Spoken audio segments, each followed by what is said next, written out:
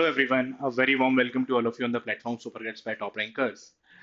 आज हम करने वाले हैं कैट 2024 का स्लॉट 2 का डीएलआर वाला section. What is the way to do it, what is the way to watch this session is कि जैसे ही सेट आपको दिखेगा you have to attempt it by yourself initially. You can pause the video, you can try it minimum 15 minute maximum 30 minute because 30 minute is something जिसमें अगर कभी कोई बहुत टफ सेट आ जाए, कोई बहुत टफ पेपर आ जाए, तो हमें एक हैबिट होनी चाहिए कि हम 30 मिनट में उसे क्रैक कर दें. If we have identified the तो मिनिमम 15, मैक्सिमम 15 मिनट, 30 मिनट तक आप फाइट मार सकते हो. Not beyond it, not beyond it. Okay, so this is the way you have to do it कि एक एक करके मैं सेट सॉल्व करूंगा. You have to pause the video, you have to see, you have to try it by yourself. उसके बाद solution देख लोगे, आइडेंटिफाई योर मिस्टेक्स, कहाँ पर क्या मिस्टेक हुई है, and then we will move forward. So it is a good compilation of set. आपको इधर उधर बहुत ज्यादा देखने की जरूरत नहीं पड़ेगा. You can like use this as a good resource for preparation for this upcoming CAT 2025. चलो, here is the first one for you. कुछ रूट्स एंड रूट्स के ऊपर है. You just read it out the data. Systematic diagram of walkways. Systematic diagram of walkways दिया गया है, indicated by the straight lines. Lake. 3 lakes are there, given in the form of rectangle, shaded rectangle. Different point on the walkways are indicated by the letters A through P. और distances भी बता रखी हैं. OP is 150, OM, MN 300 each, ML, EL and DE also 400, 1, 200 and 400 each. Following additional information, the entry point is at C. The only entry point is at C. There are many residences within the gated area, जो कि I think AB और ML वाले path पर हैं, और उसमें ये भी बताया है कि individual houses कहाँ पर हैं. Okay. Then the post office is located at P. Very good. P से P और बैंक को B से B. ठीक है. इतनी इंफॉर्मेशन पर आप एक सेकंड के बाद I will show you the type of question what are there. उसके बाद आप पॉज कर सकते हो. You can give it a try and then we will come with a solution. Question कुछ इस तरह है. One resident whose house is located at L needs to visit the post office as well as the bank. What is the minimum distance he has to walk from his residence, covering both post office and bank and coming back? Second वाला देख लो. One person enters the gated area, decide to walk as much as possible before leaving the area without walking any path more than once, and always walking next to one of the path lakes. कुछ और information है. You have to read this information before answering. Then one residents take a walk within the gated area starting from A. वो वहीं का रहने वाला है ना, इसलिए वो तो एक पर उसका घर होगा. तो he decided to take the walk within the gated area. He cannot go through any point more than once. What is the maximum distance he or she can walk? ठीक है. एक और बात. Visitor coming for morning walk are allowed to enter as long as they do not pass by any of the residences. उनके लिए residence के सामने से निकलना is not allowed. Okay. And do not cross any point more than once. What is the maximum distance that such a visitor can walk within the gated area? Such a visitor can walk within the gated area. What is the minimum distance what she can take? Okay. तो ये 4 question है. आप लोग एक बार देखो. Then we are going to begin with the solutions of them.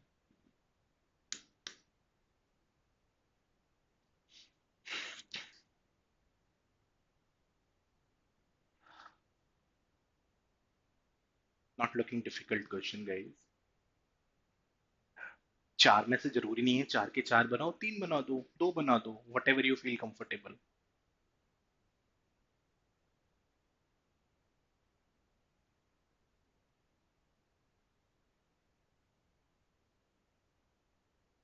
Okay, resuming. The house is located at L,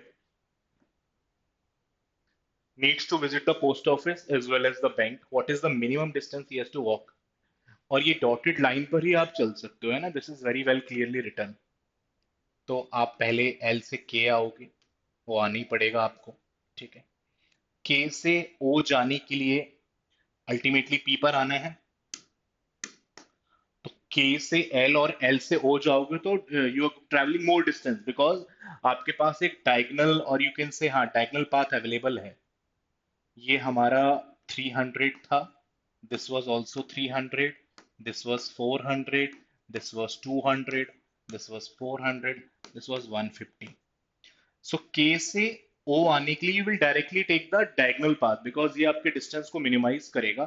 what is the hypotenuse of 300 and 400 sir? 500। So 300 आप चल के आए, फिर 500 चला आपने, देन ओ जाना है, पी जाना है, 150 ट्रैवल करना ही पड़ेगा, there is no other way. So basically ना, पी पहुंचने तक 150 plus 500 plus 300, you have traveled 950 to reach the point P. You have traveled 950 to reach the point P. अब यहां से B जाना है, तो B यहां पर लोकेटेड है, तो you are travelling like it, क्योंकि जब आप ये अपना पाथ स्विच करोगे तो you will try to switch it in a hypotenuse way. क्योंकि अगर आप ऐसे करके यहाँ पाथ स्विच करोगे तो आपको ज्यादा डिस्टेंस ट्रैवल करना पड़ेगा। अगर आपके पास एक हाइपोटेन्यूज या फिर डायगोनल वाला रास्ता है, always choose that point, because वो आपके डिस्टेंस को मिनिमाइज कर देगा। तो आप यहाँ गए 400, दिस इज 150, दिस इज 200, तो this is 250। A triplet of 3 4 and 5, a triplet of 3 4 and 5, very effective triplet. और उसके बाद फिर ये 400। So in such a manner you have travelled 400 plus 250 plus 400, 1050 आपने यहां से चल लिया, 950 आप पहले चल चुके हो। So total till now you have travelled a distance of 2000 metre. अभी तक आप 2000 मीटर ट्रैवल कर चुके हो। अब आपको वापस अपने घर आना है एल पर। तो बी से एल आने के लिए there is no diagonal paths, है ना, तो आपको हर एक पॉइंट के थ्रू जाना ही पड़ेगा। Either you take this path और यू टेक दिस पाथ और यू टेक दिस पाथ, आपको बराबर ही डिस्टेंस ट्रैवल करना पड़ेगा, बिकॉज उनके बीच में कोई शॉर्टकट्स नहीं है। You have to travel through the points. तो अगर लेट सपोज मैं ये वाला पाथ ले लेता हूँ, तो 300 प्लस 300 600 प्लस 400 1000 प्लस 200, 1200 में वापसी है आपकी। So 1200 में वापसी है, 3200 is the total distance what you need to travel to make this happen, कि visiting the post office, visiting the bank and coming back to home, and coming back to home. Okay, this is the total distance he or she need to travel. चलो next question पर चलते हैं। One person enter the gated area and decide to walk as much possible before leaving, before leaving, without leaving walk, without walking along any path more than once. किसी भी path पर एक से ज्यादा बार नहीं चलना है। And always walking next to one of the lake, हमेशा ही लेक के आसपास रहना है। What is the, he can cross a point multiple times, point cross कर सकता है। कितना डिस्टेंस ट्रैवल करना पड़ेगा? क्या लगता है आपको कितना करना पड़ेगा? यहां से एंट्री किया भाई ने, हमेशा ही लेक के आसपास रहना है, हमेशा ही लेक के आसपास रहना है। तो आप ये कहोगे फिर सर अगर लेक के आसपास ही रहना है तो I have to travel all the sides which are surrounding lake. बस किसी भी साइड को एक से ज्यादा बार ट्रैवल नहीं करना। सो व्हाट आई एम डूइंग, या फिर यहां से जाऊंगा तो मुझे एक पाथ ब्रेक करना पड़ेगा। So I am going like it, मैं सी से एंट्री करके ये चला गया, ठीक है, ये चला गया, यहां से यहां आ गया, always along the lake, always along the lake, यहां से ऐसे चला गया, ये आ गया, then this, then this, then this. आप पॉइंट पर दोबारा आ सकते थे, बिकॉज आगे चल के ऐसी प्रॉब्लम आएंगी जब आप इस पॉइंट पर भी नहीं आ पाओगे। Where here it was allowed कि you can visit that point again. ठीक है, so then you will move from here to here, then you will move from here to here, from here to here, and finally coming to this.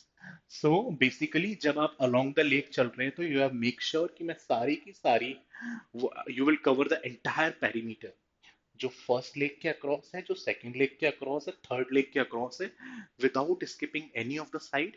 And without repeating any of the side, because repetition of the side is not allowed. Repetition of point is allowed but not the side. तो आपने क्या किया, सबके पूरा का पूरा perimeter travel कर लिया. It was still the easiest.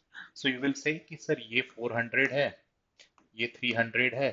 So it's a rectangle of perimeter. It's a rectangle of perimeter 700 into 2 1400.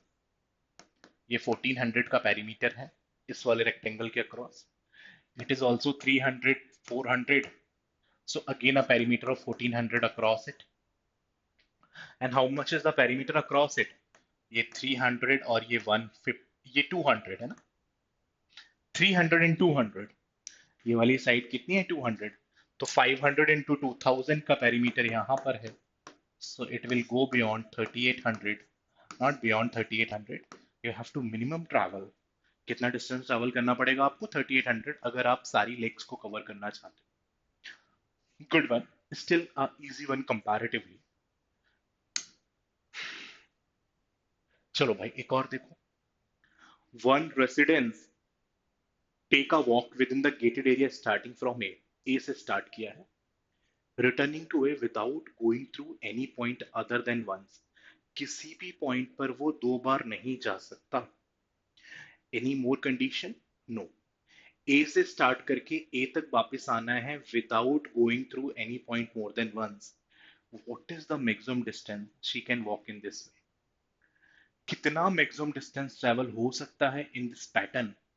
The condition is कि you can not walk like you can not pass a point more than once. A से start करके A तक जाना है. Okay कैसे start करना चाहते हो बताओ. Either you can go cycle, what do you say, in a cyclic manner or in a anti clockwise or in a anti clockwise manner. I am starting clockwise. Maximise करना है ए से B तक जाने का यही रास्ता. बी से सी जाना है तो I need to maximise the system. तो मैं बड़ा वाला पाथ लूंगा. I have taken this path, है ना, क्योंकि भैया बी से सी जाने के लिए एक तो डायरेक्ट रास्ता था, एक घूम के. अब मुझे मैक्सिमाइज करना है डिस्टेंस को तो मैं घूम के जाऊंगा, है ना. फिर सी से डी डायरेक्ट चले गए, एक ही रास्ता है. डी से ई वापस आ गए, डी से ई वापस आ गए. अच्छा ई से एफ नहीं आ सकता मैं. आपको समझ में आया वाई? बिकॉज ई से एफ आने के लिए आपका एक पॉइंट रिपीट हो जाएगा और you can not repeat a point, है ना. ठीक है तो फिर डायरेक्ट आ जाओ, ई से एल आ जाओ, ई से एल आ जाओ. अब दो रास्ते हैं आपके पास कि डायरेक्ट यहां चल के ये घूम जाओ या फिर आप अभी घूम जाओ. अगर आप अभी घूम गए तो इस तरफ नहीं जा पाओगे. अगर आप अभी घूम गए तो इस तरफ नहीं जा पाओगे. So better maintain this horizontal distance. यहां से ऐसे आ जाओ, यहां ऐसे चले जाओ. देखो आपका कोई भी पॉइंट मिस नहीं हुआ. यू हैव सीन कि no point getting missed in this manner. आप यहाँ सीधे आके यहाँ टर्न होके फिर you have gone it here. Ultimate आपका एम यही था कि to cover each and every point. if I cannot pass through a point twice, at least I should take that point. I should visit that point once. मैं एक बार तो उस point को touch करूं. तो यहां से आ गया. अब मैं ऐसे घूम जाऊंगा to cover the J. Then I will come over here to again cover O. Then I will move in this manner to cover P. Then I will move to I to cover I. ठीक है. ये दोनों points already cover हो चुके हैं और मैं अगर कहीं घूम के जाता भी हूं तो रिपीटेशन हो जाएगा. So better I should stay horizontal या फिर स्ट्रेट और वापस घर चला जाऊंगा इन this manner. So as you can see कि each and every point is being covered by me, A, B, G, E, F, C. और कहीं कहीं हमने we have taken a longer route as well, है ना. For example here we have taken a longer route. यहाँ पर option नहीं था, यहाँ पर ऑप्शन नहीं था. इधर हम रिपीटेशन ऑफ पॉइंट की वजह से नहीं आ सकते थे. So we have taken consideration of each and everything and this is the maximum distance what it is appearing to be. तो ये 150 की साइड दो बार आ रही है, 300 ये हो गया. ये वाली साइड 400 200 400 हजार की साइड है. हजार ये 2000 ये हो गया. इसको लिख लेना 1000 इंटू 2, है ना. फिर भाई अभी तक मैंने ये उठाया है, ये उठाया है और ये दोनों पार्ट उठा लिए हैं. अब ये वाला डिस्टेंस देखते हैं. 400 300 400 300. ये वाला पूरा सर्कल, 8 6 1400 का ये है, दिस इज ऑफ 1400 है ना, 600,000 1400। सिमिलरली ये कवर्स में ऐड कर चुका हूं, ये भी ऐड कर चुका हूं, बस ये वाला और बचा हुआ है। Exact replica of the top, exact replica of the top कि 300 400 300 400, 8 11 3 14, एक 1400 का पार्ट और है। सो 2800 plus 2000 plus 300, it is 5100, which is the correct answer. What is the correct answer, guys? 5100 is the correct answer. What is the maximum distance what you can travel inside the premises without touching any point more than once and touching all the points? And touching all the points and without touching any of the point more than once. Okay, got it. Great. फटाफट हो गया. Next. Visitors coming for morning walk are allowed to enter as long as they do not pass by any of the residences. अच्छा, ये क्या है, किसी भी residence के से पास नहीं कर सकते, और सी, अच्छा इनके पास भी वही कंडीशन है कि ये भी किसी भी पॉइंट को 2 बार क्रॉस नहीं कर सकते, और ये पर्टिकुलर कुछ साइड ऐसी है जहां पर ये जा भी नहीं सकते, रेसिडेंसेस वाली। एक तो ये वाली साइड पर नहीं जा सकते, इजी लग रहा है फिर तो, exactly on the replica line of the last one. What is the maximum distance they can walk? What is the maximum distance they can walk? C से एंट्री हुई है, either go clockwise or go anti-clockwise, whatever you like. So I'm going clockwise. इधर आने से अच्छा है, फिर ये T पॉइंट छूट जाएगा, I'm going like it.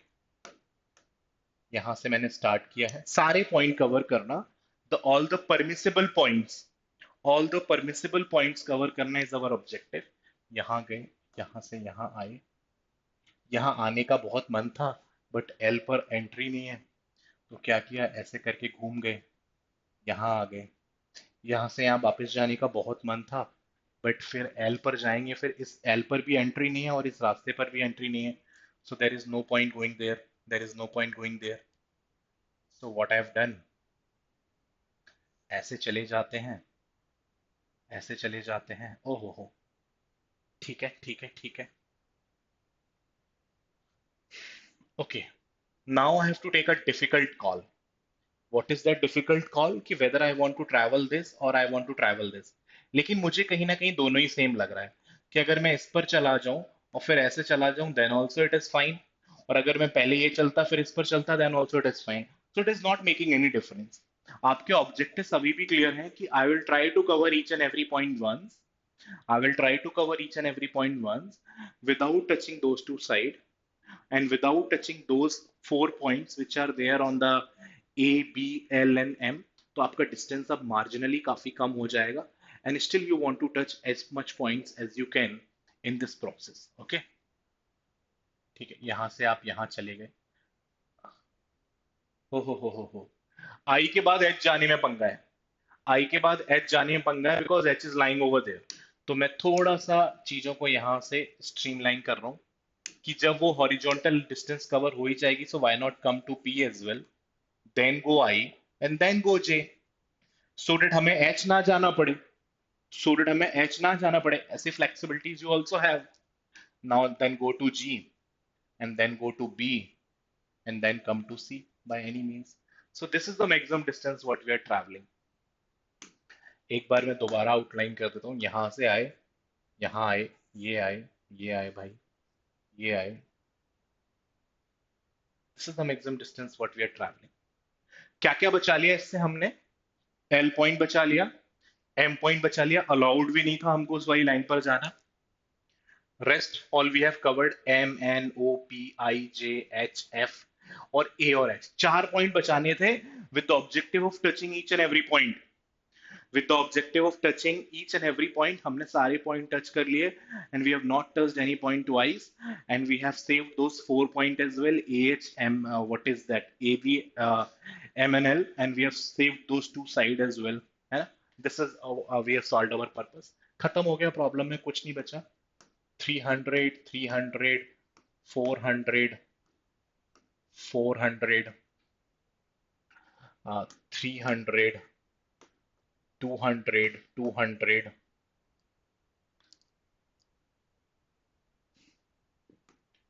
400, 300, 150, 150, 400। ठीक है।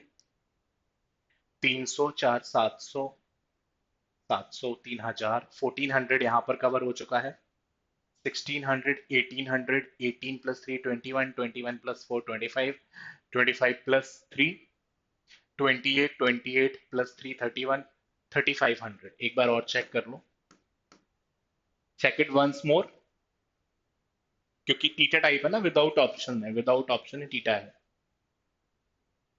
एक बार मैं अलग तरीके से भी बताऊं चेक करने के लिए, अगर आपको कभी in the examination hall check करना पड़ जाए तो आप ये कहोगे, सर जैसे आप ये पूरा डिस्टेंस ट्रेवल कर रहे हो, आपने ये लाइन ही ट्रेवल की, उसकी जगह ये कर लिया, फिर आपने ये नहीं कि, अगर आप आउटर सेगमेंट को देखते हो, if you see the outer segment, तो you have not travelled this, उसके प्लेस पर आपने ये कर लिया है। You have not travelled this, उसकी जगह आपने ये कर लिया है। You have not travelled this, उसकी जगह आपने ये कर लिया है। तो यहां तक पूरा आउटर कंप्लीट हो गया, यहां से स्टार्ट करके। You have travelled the outer part, you have travelled the outer part, you have travelled the outer part. फिर आपने ये, फिर आप यहाँ चले गए, यहाँ नहीं गए तो आपने ये भी कवर कर लिया, इसकी जगह ये कवर कर लिया, इसकी जगह ये कवर कर, तो entire perimeter of the outer, entire perimeter of the outer rectangle what you have covered, entire perimeter of the outer rectangle what you have covered। तो ये वाली साइड बड़ी फेमस है, 400, 200, 400, सो 1000 की ये वाली साइड है, एंड दिस इज 300, 300, 150, 750 की ये साइड है, twice of length plus breadth, 17, 15 to 2, 3500 is the distance what you have traveled in such a manner, 3500 is the distance what you have traveled in such a manner। Okay, so this is the fact one। अब आ जाते हैं set to पर, आप लोग पढ़ो ध्यान से, then we will, each and everything is written over this page. मैं आपको एक बार क्वेश्चन दिखा देता हूँ, how they will look like. कुछ रो, कुछ कॉलम्स बनाए गए हैं, some conditions are given, questions are like it कि least sum of numbers placed in that row, what is the row number, which of the following statement must be true, which of the following statement must be true, how many slots in the grid placement of number cannot be determined with certainty, what is the sum of all the numbers placed in the column 4? Again, a very, very good set. You should give it a good attempt. Minimum 15 minutes, maximum 30 minutes at the worst case scenario. Try it, then we will come with the solution. All the very best.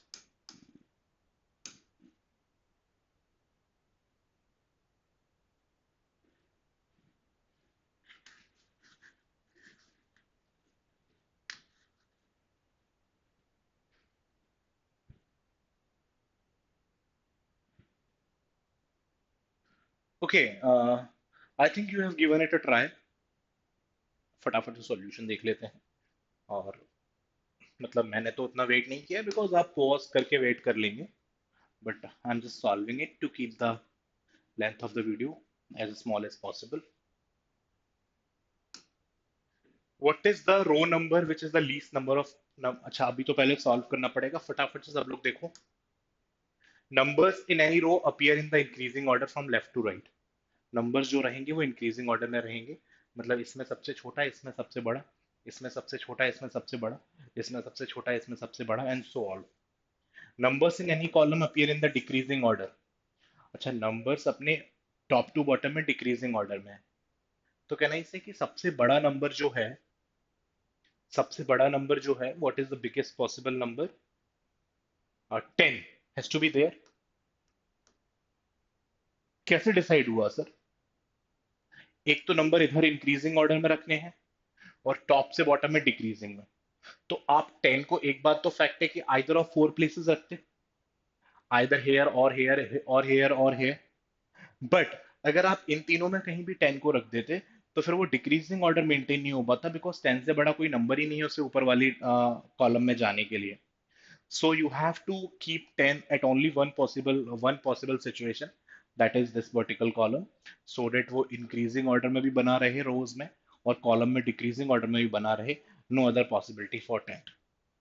I've read this. One is placed either in the same row or in the same column as 10. One या तो same row as 10 में है या फिर same column as 10. तो अब दो cases बनाने पड़ेंगे मुझे. That is the reason I've kept it. दो मैंने बना के रखे हैं. ये 10 या तो फिर same row में है या फिर 10 same column में है. So either this is the situation or this is the situation. Either in the same row or in the same column at one of the places. आगे देखते हैं. This is also being read. Neither 2 nor 3 is placed in the same row and same column as 10. जिस रो या column में 10 है उस रो या column में 2 नहीं आ सकता, 2 और 3. It's a vital information, we should plot it as well. तो ना 2 और 3 यहां आ सकता है ना यहां आ सकता है. तो ओनली 3 प्लेसेस रिमेन्ड. अगर आप चाहो तो मैं आपको डॉटेड करके ऐसे दिखा सकता हूं. सिर्फ 3 ही प्लेस बची हैं 2 और 3 के लिए. It's a good thing. Same situation, ना तो 10 वाले कॉलम में ना 10 वाली रो में. सिर्फ 3 प्लेसेस में से 2 नंबर फिक्स हैं. 3 प्लेसेस पे 2 number. It can be really game changing information. 3 places पे 2 नंबर है ना. तो ये हमें बहुत मदद करेगा आगे चल के. I am not creating lot of cases. अगर मैं चाहता तो अभी 2 केसेस और क्रिएट कर देता, एक जगह यहाँ फिल करके रख दे, एक जगह यहाँ. बट फिर वो 4 केसेस हो जाते और things would become complicated for you, because इस केस के करस्पॉन्डिंग भी 2 अलग अलग केसेस हो जाते हैं, इसके करस्पॉन्डिंग भी, तो फिर मजा नहीं आएगा. Rather we will contain the information and then let's move forward. ये यूज कर लिया. नीदर 7 और 8 is placed in the same row और कॉलम एज 9. इसको डिले करते हैं बिकॉज अभी 9 का ही नहीं पता, तो 7 और 8 का क्या ही करेंगे. 4 and 6 are placed in the same row. It's a vital information कि 4 and 6 are placed in the same row. Column भी नहीं, सेम रो और कॉलम होता तो दो अलग अलग बातें हो जाती. Exactly in the same row. So it's a different, a definite information. Yeah, it's a definite information. We should move ahead with this. 4 and 6 are in the same row. अच्छा, क्या 4 6 यहाँ आ सकता है? नहीं. या तो 1 ही है पहले वाले केस में, तो 4 6 यहाँ नहीं आ सकता. क्या 4 6 यहाँ आ सकता है? नहीं आ सकता. एक ही एलिमेंट की जगह सर दोनों लाने हैं, एक ही एलिमेंट की जगह दोनों लाने नहीं आ सकते. अगर आप 4 और 6 यहाँ जाते हो तो देखते हैं क्या हर्डल्स हैं. इफ यू थॉट अगर 4 और 6 यहाँ ले जाना है तो 4 यहाँ 6 यहाँ, यही पॉसिबल वे है. बस सोचना, मैं लिखूंगा नहीं. यहाँ 4 यहाँ 6. ठीक है. अब 2 और 3 के लिए क्या सिचुएशन बची? ये दोनों प्लेसेस. 2 और 3 के लिए क्या सिचुएशन बची? ये दोनों प्लेसेस. तो 2 और 3 मेंटेन किया, लेकिन 4 नीचे पड़ा हुआ है. 4 नीचे पड़ा हुआ है तो 3 और 4 they are not maintain descending order. खत्म हो गया खेल. 4 and 6 can not be here. Because अगर यहाँ 4 आ गया, अगर यहाँ 4 आ गया तो 2 और 3 के लिए तो दो ही पोजीशन बची, और उनको इंक्रीजिंग ऑर्डर में भी फिल करना पड़ेगा. 2 और 3, और 3 से नीचे 4 पड़ा हुआ है. We are not able to maintain the what do you say the descending order, है ना. सिमिलरली यहाँ देखते हैं 4 और 6 क्या यहाँ आ पाएगा. 4 और 6 यहाँ आ गया सर, इसी ऑर्डर में आएगा 4 और 6. तो फिर 2 और 3 को यहाँ आना पड़ेगा. वही सेम वाली प्रॉब्लम फिर से आ गई कि हम डिसेंडिंग ऑर्डर मेंटेन नहीं कर पाए. We are very close to the answer guys, है ना. We are very close to the answer. 4 और 6 को भाई थर्ड रो में ला रहे हैं. 4 और 6 को थर्ड रो में ला रहे हैं. चलो, कैसे लाया जाए 4 और 6 को?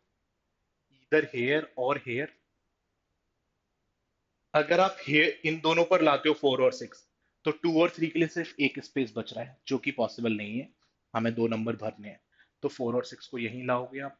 बट ऑब्वियसली चॉइस है. इंक्रीजिंग ऑर्डर भी मेंटेन करोगे 4 और 6 का, तो फिर 2 और 3 में से कोई यहां पर आ जाएगा, है ना. आ भी सकता है 2 और 3 में से कोई यहां पर आ भी सकता है. What is the reason of creating this? कि सर 2 और 3 इसलिए आ सकता है कि अगर आप यहाँ 4 और 6 ले भी गए तो यहाँ पर 2 यहाँ पुट कर दूंगा, 3 यहाँ पुट कर दूंगा, या फिर 3 यहाँ पुट कर दूंगा, 2 यहाँ पुट कर दूंगा. Everything is looking sorted. अभी तक कोई वायलेशन नहीं हुआ है. 2 3 यहाँ भी आ सकता है, 2 3 यहाँ भी आ सकता है. डिसेंडिंग में मेंटेन रहेगा, ये असेंडिंग में मेंटेन है.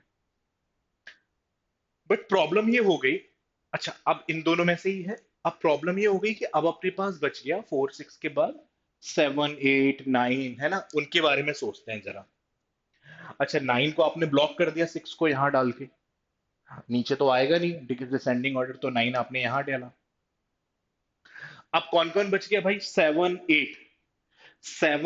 8 यार यहाँ तो उसके ऊपर एक कंडीशन है। क्या कंडीशन है? कि 7 और 8 can not come in the same row and column as 9। तो 9 के साथ अगर आप ये भी ब्लॉक कर दोगे, ये भी ब्लॉक कर दोगे, तो एक ही तो बस स्पेस बचेगा, उसमें 7 और 8 कैसे आ जाएंगे? उसमें 7 और 8 कैसे आ जाएंगे? So this is the problem what you have faced. This is the problem what you have faced in plotting 4 and 6 over here. कि अब एक ना एक 7 और 8 को इसके साथ डालना ही पड़ेगा, which is becoming the cause of concern. Which is becoming the cause of concern. इसलिए 4 और 6 यहां से भी एलिमिनेट हो गया। मैं आपको हटा के दिखा रहा हूं, otherwise I could have gone for directly plotting. ठीक है, चलो भाई। 4 और 6 in the first row, the correct solution might be here or might be here. 4 and 6 in the first row, है ना? कहां डालोगे? इन दोनों जगह डालोगे कि यहां डालोगे? बताओ। अगर आप डिसाइड करते हो 4 और 6 यहां पर, तो बढ़िया है, बिकॉज आप एक बड़ा नंबर फिर यहां और पुट कर सकते हो। बिकॉज 1 आपका प्लेस्ड है, 2 और 3 प्लेस्ड है, 2 और 3 की ऑलरेडी पोजीशंस डिसाइडेड है, तो 4 से छोटा कोई नंबर है नहीं आपके पास। 1 इज डिसाइडेड, 2 और 3 इधर और इधर हेयर, तो 4 से कोई छोटा नंबर आपके पास है नहीं, तो बहुत ज्यादा चांसेस आपके पास है नहीं। अब आपके पास ऐसा नहीं है कि 4 से कोई छोटा नंबर है जो हम पीछे डाल देंगे। तो अगर आप यहाँ 4 डालोगे तो पीछे क्या लाओगे फिर? बिकॉज 1 यहाँ पर फिक्स है, 2 और 3 यहाँ पर फिक्स है, तो फिर 4 से छोटा कुछ नहीं है आपके पास। सो 4 हेयर, 6 हेयर। 4 6 1 2 3 5 7 8 9, 5 7 8 9, 5 7 8 9। दो बातें हो सकती हैं। क्या है वो दो बातें? कि 9 को अगर आप यहां लाते हो, सुनना जरा, 9 इधर हेयर और हेयर, अगर 9 को इधर लाते हो तो 7 और 8 दोनों ब्लॉक हो जाएंगे यहां पर। अगर 9 को यहां लाते हो तो फिर ना 7 ला पाओगे ना 8 ला पाओगे। क्या इससे बात बन जाएगी? अगर आप 9 को यहां लाए तो फिर आपके पास 7 8 दोनों यहां रखनी पड़ेंगे, और 9 के साथ तो कॉलम भी नहीं मैच हो सकता, तो फिर ये वाली पोजीशन भी चली जाएगी, फिर ये वाली पोजीशन भी चली जाएगी, और ये सब भी चला जाएगा, ये भी चला जाएगा। देखना जरा ध्यान से। अगर आपने 9 को यहां डाला तो ये पूरा का पूरा चला गया, ये पूरा का पूरा चला गया, है ना? सिर्फ ये बचा कि एक पोजीशन पे 7 और 8 दोनों कैसे डालोगे? एक पोजीशन पर 7 और 8 कैसे डालोगे? तो आपने कहा सर फिर 9 यहाँ डाल दो आप। तो अब बस ये वाली पोजीशंस गई हैं, और ये तो पहले ही पूरा ऑलरेडी फिल्ड है, तो यहाँ पर हमें कोई स्पॉट का लॉस नहीं हुआ। तो जैसे ही आपने 9 डाला, इंक्रीजिंग ऑर्डर भी मेंटेन्ड है, और सिर्फ ये दो पोजीशंस बच गई जो कि 8 और 7 के लिए द बेस्ट चॉइस। 8 और 7 यहाँ पुट हो गए, 8 और 7 यहाँ पुट हो गए, 10 8 7 1, 9 के साथ ये फिल्ड है। ठीक है। 1 2 और 3, इधर इधर 2 कैन कम ओवर हेयर और इधर 3 कैन कम ओवर हेयर, अभी वो डिसाइडेड नहीं है। 4 5, 5 कहां पर रखा जाए? 5 फिर यहां फिल हो जाएगा to maintain the order as well, और फिर 2 और 3 की दोनों में से कोई भी एक पोजीशन चल जाएगी। सो 4 6 9 10 8 7 1 5, इधर 2 और 3, इधर 2 और 3, 2 और 3 दोनों में से किसी से प्रॉब्लम नहीं है। 2 भी होगा तो भी ऑर्डर मेंटेन्ड है, 3 भी होगा तो भी मेंटेन्ड है, और डिक्रीजिंग ऑर्डर 2 होगा तब भी मेंटेन है, 3 होगा तब भी मेंटेन है। तो 2 और 3 की यूनिक पोजीशन डिसाइड नहीं हो पाई, 2 और 3 की यूनिक पोजीशन डिसाइड नहीं हो पाई। यही करेक्ट आंसर है। हाउएवर इफ यू वांट, मैं इसको भी सॉल्व करके दिखा देता हूँ जिसमें कहाँ कहाँ प्रॉब्लम आ रही है। ठीक है, अब देखो 4 और 6 वाला चला गया। अब आपने 4 और 6 यहाँ का सोचा, तो ऑब्वियस सी बात है, जैसा कि मैंने बोला था कि एक प्लेस तो छोड़नी पड़ेगी, एक प्लेस तो 2 और 3 के लिए छोड़नी पड़ेगी। 4 और 6 यहाँ डाल दोगे तो फिर 2 कहाँ जाएगा? ये तीन पोजीशंस में ही तो 2 और 3 आना है, तो 4 और 6 आप यहाँ डालोगे। 4 6 यहाँ डालोगे तो ईदर ऑफ 2 और 3 नीचे आ जाएगा। अगर 4 और 6 आपने यहाँ डाला, 4 और 6 अगर आपने यहाँ डाला, तो फिर इधर 2 और 3 में से एक यहाँ आएगा, तो वो डिक्रीजिंग ऑर्डर मेंटेन नहीं हो रहा, तो ये भी गया। तो 4 और 6 फिर आप ऊपर वाली रो में ले जाओगे। 4 और 6 आप फिर ऊपर वाली रो में ले जाओगे और ऊपर वाली रो कंप्लीट हो जाएगी। मैं ये दिखा रहा हूँ कि कैसे ये गलत है। 4 और 6 ले गए, ज्यादा सोचने का जरूरत ही नहीं था, क्योंकि सर अब 3 रो आपने कैंसिल कर दी है, तो चौथी फिर यही बची 1 4 6। फिर ऑटोमेटिकली टाइम 9 के लिए सर जगह नहीं बची है, 9 अब यहीं पर आएगा, 10 के बाद 9। ठीक है, सो 1 2 3 दोनों जगह कैन कम, 2 3 दोनों जगह कैन कम। अब 9 के साथ 9 वाली रो या कॉलम में 8 7 नहीं आ सकता, तो 8 7 यहाँ भी नहीं आ सकता, 8 7 यहाँ भी नहीं आ सकता, तो 8 7 फिर आएगा कहाँ? अगर आप 9 को यहाँ ले आते हो, तो neither 8 7 can come over here, neither 8 7 can come over, एक भी स्लॉट ही नहीं बचा भाई उनके लिए। तो ये जो 1 आपने सेम रो में रखा था 10 के साथ, ये वाला केस गलत है, यही वाला केस सही है। सारी सिचुएशन मेंटेन हो गई, 9 वाली रो और कॉलम में 8 7 नहीं आया, डिक्रीजिंग ऑर्डर बना रहा, इंक्रीजिंग ऑर्डर बना रहा, everything is maintained. So this is the correct solution, can be done. However, I know it's a tricky one, but can be done, है ना? Not beyond the our capabilities. 2 और 3 की position fix नहीं हुई है, because 2 और 3 आप कहीं भी ले लो, things will not what you 2 और 3 we are not able to determine uniquely ये कहाँ पर है। खत्म है। विच ऑफ द फॉलोइंग, सारे आंसर्स मार दो। Which row has the least sum of the numbers placed? Obviously row 4 यार, it has only one. Which of the following statement must be true? 10 is placed in the row 1, हाँ 10 तो यही था, 10 is placed in the row 1, बिल्कुल सही बात है। 1 is placed in the row 4, हाँ ये 10 और 1 यही वाला कॉलम सही था। So both the statements are true. 1 is placed in the row 4, 10 is placed in the row 1, both the statements are true. Absolutely true. So both A and B, Delhi. Next. Which of the following must be true? ये I think 2 और 3 पर बनाया गया होगा, because इसकी हम position final नहीं कर पाए थे। So 2 is placed in the column 2, 2 2 column 2 में भी आ सकता था, 3 में भी आ सकता था। सिर्फ दो ही एलिमेंट ऐसे हैं जिनकी पोजीशन अभी तक डिसाइड नहीं हुआ है। What are those two elements? 2 और 3। तो 2 और 2 can be either in column 2 और इन 3। ठीक है, तो this is not true, not not necessary, है ना? 3 is placed in the column 3, not necessary, it can be either in column 2 or column 2। so must be true में क्या कहा जाएगा? must be true में क्या कहा जाएगा? neither one nor two, neither one nor two, because एक भी मतलब कंपल्शन नहीं है, वो कॉलम 2 में भी आ सकता है, कॉलम 3 में भी आ सकता है। Bombay. How many slots are in the grid whose values cannot be determined with certainty? Two, वही दो स्लॉट्स हैं, 2 और 3 वाले, बाकी सारी वैल्यूज तो हमने सर्टेनिटी से निकाली ली थी। टू, तो 2 और 3 ने ही हमको 3 क्वेश्चन दे दिए। एक how many values can be placed, एक how many values can not be placed, नहीं 2 क्वेश्चन दे दिए 2 और 3 वाले ने। तो how many grids are there which whose values cannot be determined with certainty? There are 2 grids. वो जो दोनों वाली ग्रिड थी जहां पर 2 और 3 दोनों आ सकते थे, वही दो ऐसी ग्रिड है इनको हम सर्टेनिटी से नहीं कह सकते। Rest all are certain. See you guys, see you in the third set. Oh, what is the sum of numbers placed in the column 4? Sum of numbers placed, ये तो बहुत नंबर देके गया होगा भाई।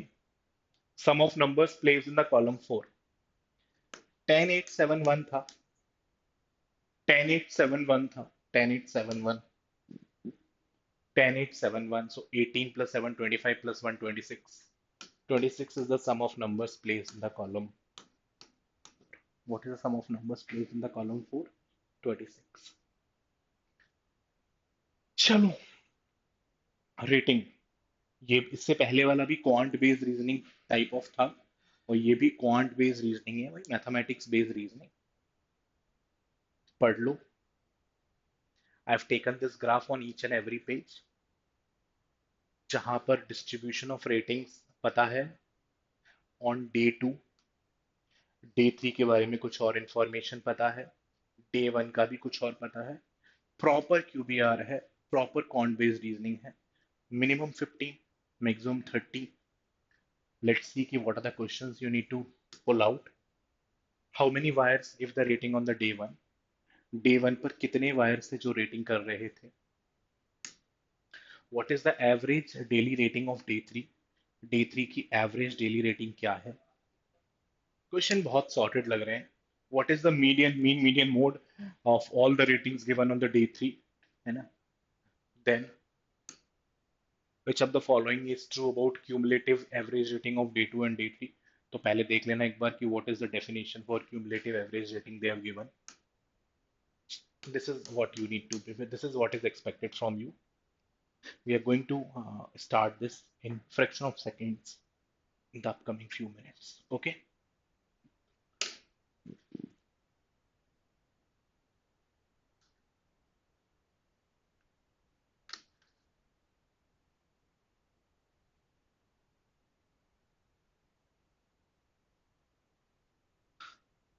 I certainly believe कि अभी तक आपने इसको एक बार देख लिया होगा. Let's start it कि what is the information and after you have to decode the information. ठीक है. एक ऑनलाइन ई कॉमर्स फर्म है. डेली रेटिंग्स है, इंटीजर रेटिंग्स है 1 to 5.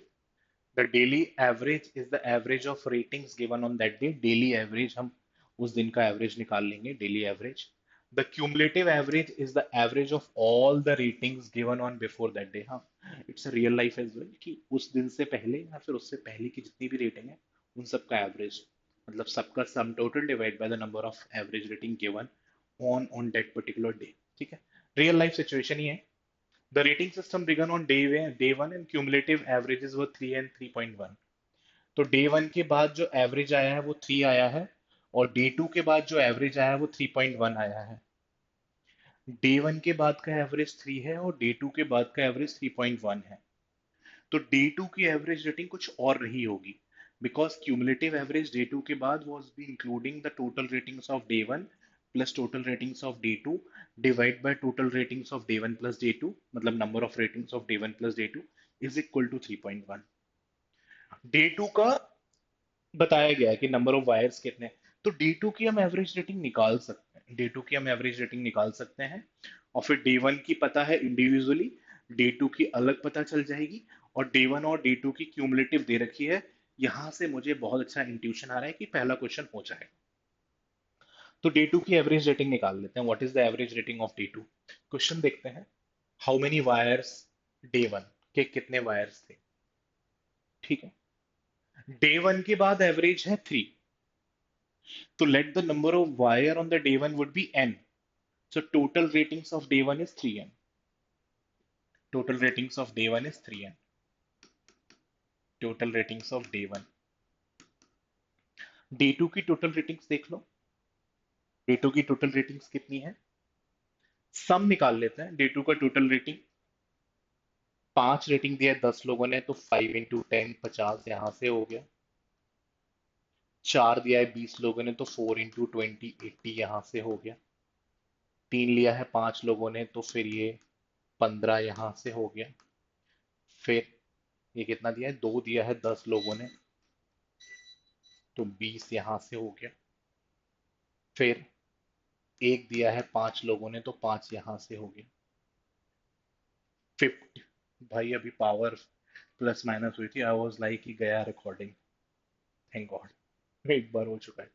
50 प्लस 80, 50 प्लस 80 इज 130, 150, 160, 170 है total rating of day two. What is the total rating of day two? Average भी निकाल सकते हैं, टोटल भी निकाल सकते हैं. सिंस अभी मैं डायरेक्टली क्यूमुलेटिव पे जा रहा हूं, तो total rating of day two is 170. Total rating of day one plus total rating of day two आ चुकी है 3n plus 170. What is the number of day one plus day two? Number of day one is n and what is the number over day two? Day two का number है 5 plus 10 plus 5 plus 20 plus 10. 30, 40, 50. 50 is the number on the day 2. 50 is the number of on day 2. Total day 1 का plus total day 2 का number of day 1, number of day 2 is the cumulative average 3.1. What was the cumulative average after day 1? The cumulative average after day 2 was 3.1. The cumulative average मतलब उस day 2 तक की जितनी भी ratings रही होंगी divide by total number of rating 3.1 का output आया होगा. तो आपने कहा 3n plus 17. It's over and out वाली सिचुएशन है. 3.1n प्लस 155 हो जाएगा, ये मल्टीप्लाई होके 0.1 n, इसको यहाँ भेज देंगे 15, n is equal to 1. So how many numbers were on the day one? How many wires on the day one? 150. So what is the first answer you need to type in? 150. How many people given the rating on the day one? 150. Okay. Let's see the question number two. What is the average rating of day three? Day three? Day two पर question नहीं था, otherwise हम average rating of day two भी निकाल लेते हैं। देखते हैं डे टू पर मिलता है कि नहीं। Median of all rating on day three, day two and day three को इंक्लूड करना ही पड़ेगा भाई। Let's include the information on day two, day three वाली इंफॉर्मेशन को यूज करते हैं। 100 buyer give the product rating on day three. Day three पर कितने लोग आए हैं? 100. The mode of the product ratings were 4 and 5. What do you mean by mode? The highest repeating term. तो सबसे ज्यादा बार 4 और 5 दिया गया है और दोनों बराबर बार दिया गया है। अगर दो अलग अलग मोड हैं, अगर दोनों मोड हैं 4 और 5, अगर मोड की तरह कर रहे हैं, means 4 and 5 were the highest repeated term and they were also equal in number, and they were also equal in number. The number of wire giving the ratings were in the non-zero multiples of 10. Non zero multiples of 10 का मतलब है 10, 20, 30, 40, 50, 60, इस type के लोग हैं जिन्होंने 1, 2, 3 और 4 और 5 करके रेटिंग दिया है। The same number of buyers give the product rating of 1 and 2। जिन लोगों ने 1 और 2 की रेटिंग दी है वो दोनों लोग बराबर हैं। For example 10, 10, 20, 20, 30, 30, 40, 40, and half the number of who have given the rating of 3। तो एक हॉरिजॉन्टल टेबल बना लो रेटिंग्स के साथ, और उसमें नंबर्स, मुझे लगता है बहुत सारी इंफॉर्मेशन है, हो जाएगा। 1, 2, 3, 4, 5, ये हमारी हो गई रेटिंग्स, ये number. The people who have given the 1 and 2 rating are equal in number. So let's suppose they are x and x, है ना, and that number is half the number of buyer who have given the rating of 3। और ये जो number है, ये 3 rating वालों का आधा है। तो x/2 से अच्छा है इसको x ले लो और इसको 2x कर लो। इंटीजर में भी ऑल लाइक ना, इंटीजर में भी ऑल लाइक, है ना, कहाँ x/2 रखेंगे, क्योंकि हमें x को, इन सारी वैल्यूज को 10 का मल्टीपल भी रखना है। तो मैंने उसी मोमेंट पे अपडेट कर दिया कि इसे x ले लो, इन दोनों को 2x रख लो, तो दोनों कंडीशन सेटिस्फाई हो जाएंगे, वो दोनों इक्वल भी हो जाएंगे और थर्ड के जितने लोग हैं उससे आधे भी हो जाएंगे, डबल हो जाएंगे मतलब। टोटल 100 है, टोटल 100 है, और मोड्स आर 4 and 5। मतलब सबसे बड़ी वैल्यू यहाँ आने वाली है, सबसे बड़ी वैल्यू यहाँ आने वाली है, और दोनों बराबर भी आने वाली है। सबसे छोटी value of x can be 10। तो अगर ये 10 होता है तो ये 20 हो जाएगा, ये 20 हो जाएगा। कितना कंज्यूम हो गया? एक minute, have I written the information correctly? That number is half, and that number is half. अच्छा, ये खुद आधा है, ये खुद आधा है, तो इसका मतलब ये दोनों तो आप x ही ले लो, इसको 2x ले लो। वो 5 का आ रहा था, मुझे सबकॉन्शियस दिमाग में क्लिक हुआ। ये जो नंबर है, ये जो नंबर है 1 और 2 जिन लोगों ने दिया है, वो आधा है 3x वालों के। So x and 2x। Now if you are going for x is equal to 10, ये 10 हो जाएगा, ये 10 हो जाएगा, ये 20 हो जाएगा। 40 रेटिंग हो गई। 40 because I was in this shift only ना, मतलब तो मुझे वो ध्यान आ रहा था। 10, 10, 20, तो 40 हो गया। 40 के बाद बचा हुआ है, 40 के बाद बचा हुआ है 60। तो 60 लोगों ने रेटिंग, 100 है ना टोटल, 100 है टोटल। तो 60 में 4 और 5 को इक्वली डिवाइड करना है, तो 30, 30 कर लो भाई। एक तो ये सिनेरियो बनना है, दोनों मोड की तरह भी कर रहे हैं because they are the highest repeating term, they are the highest repeating term, and everything is looking sorted. But without cross checking कि बाकी सब क्यों गलत है, we can not go for it. तो मैंने फिर x को 20 लिया because they are in the multiples of 10। ये 40 हो जाएगा। 40, 60, 80। 80 के बाद बचता है, 80 के बाद बचता है 20। 20 को टू इक्वल पार्ट्स में डिवाइड कर दो, 10 ईच। इसमें क्या प्रॉब्लम है? ये गलत है। What is the problem in it? The problem in it is कि सर, अब मोड हमारा 3 रेटिंग वाला है, the highest repeating term. The highest repeated rating is 3। तो अब ये दोनों मोड की तरह एक्ट नहीं करेंगे, मोड डिस्टर्ब हो गया। In the second scenario, when I've gone for 20, 20 or 40, 10 and 10, the mode is 30, 30 तो जाने का मतलब ही नहीं है, बिकॉज मुझे लगता है वो 100 के ऊपर निकल जाएगा। 30, 30, 60, 60 प्लस 60, 120। वो एक केस यही जा सकते थे, इसमें mode is getting disturbed, mode is disturbed है ना, बिकॉज अब 4 और 5 को मोड नहीं कहा जा सकता, mode would be called as now rating 3। So this is the incorrect solution, this is the correct solution. मुझे लगता है this is sufficient to answer this one. What is the average rating of day 3? 10 लोगों ने एक rating कर रखी है, 10 लोगों ने 2 रेटिंग कर रखी है, 20 लोगों ने 3 रेटिंग कर रखी है, 30 लोगों ने 4 रेटिंग कर रखी है, 30 लोगों ने 5 रेटिंग कर रखी है। Total rating 270, 300, 360। Total rating 360, 270, 280, 300, 360 is the total rating. 360 total rating done by 100 buyers. 360 total rating done by 100 buyers. What is the average? Average is 3.6.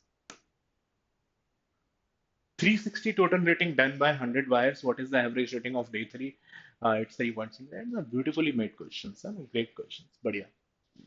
Next. What is the median of all the ratings? Median is the middle term when written in the ascending or in the descending order. So in the ascending order primarily. So median is the middle term. 100 term में what is the middle term? Sir 50 और 50th term का average. 100 terms में what is the middle term? Sir n/2। वैसे mathematically नहीं देखो आप, imagination से ही देख लो। n/2 और उसका नेक्स्ट टर्म 50th और 51st टर्म का एवरेज। तो when you arrange the terms in the ascending order, what is the 50th term? जितना मुझे याद आ रहा है, वन रेटिंग 10 बार था, तो वन रेटिंग 10 बार रहा होगा, 10 बार। फिर उसके बाद दो रेटिंग भी अपना 10 बार था, दो रेटिंग भी अपना 10 बार था, 20 तक पहुंच गए हैं। उसके बाद तीन रेटिंग 20 बार था, तीन रेटिंग 20 बार था। तो अभी हम सिर्फ 40 टर्म तक पहुंचे हैं। अब अपना चार रेटिंग कितने बार है? 30 बार, 30 टाइम्स। तो 40, तो 40 मतलब 41st से लेकर 70th टर्म। सोचना जरा, इमेजिन करना, 41st टर्म से लेके 70th term, each term is 4 4 4 4 4 4 4। So 50th term भी 4 रही होगी, 51st टर्म भी 4 रही होगी, बिकॉज वो दोनों इसी वाली रेंज में आ रखे हैं। 41st से लेकर 70th टर्म तक each and every term is 4। And what is the average of 4 and 4? It's 4 only. Median जिसने पढ़ा है पहले उसके लिए बहुत आसान है, और जिसने नहीं पढ़ा उसको थोड़ा सा मीडियन पर जाके काम कर लेना। It would be helpful for you, it would be helpful for you. Okay. Which of the following is true about cumulative rating of day 2 and day 3? Day 2 की 3.1 थी शायद, उन्होंने दे रखी थी। क्यूमुलेटिव रेटिंग ऑफ डे 3 निकालनी पड़ेगी। तो day 3 cumulative निकालने के लिए मतलब डे 1 तक की पूरी रेटिंग्स, डे 3 तक की टोटल रेटिंग्स। सो डे 1 की टोटल रेटिंग्स थी 3 इंटू 150 लोग थे, आपको याद होगा। डे 1 के बाद तो जो एवरेज है वही उनका एक्चुअल एवरेज है। और डे 2 की टोटल रेटिंग हमने बीच में निकाली थी, 170 आई थी, आपको याद होगा, बिकॉज डे 2 के लिए वो टेबल बना रखी थी, तो 170 आई थी। डे 3 भी हमने शायद निकाला था टोटल रेटिंग, वो एवरेज ऑफ डे 3 निकालने के लिए वो टेबल के थ्रू 360 आया था, जिससे 3.6 पता चला था। Divide by number of person on the day 1, 150, number of person on the day 2, 50, ये टेबल में था, और ये अपने इंफॉर्मेशन में था 100। सो 450 प्लस 170 प्लस 360 डिवाइड बाय 200, 300 है ना, 700, 810, 810, 910, 980 जा रहा है ना। एक बार चेक कर लेना, 980 divide by 300, which is making up to 3। फिर 3 2 जा 6, फिर 3 2 जा 6, और फिर 3 2 जा 6 के बाद 20, 3 6 जा 18, डिवाइड बाय 10, 3.26 आ रहा है। 3.26 is the cumulative rating till day 3. 3.26 is the cumulative rating till day 3.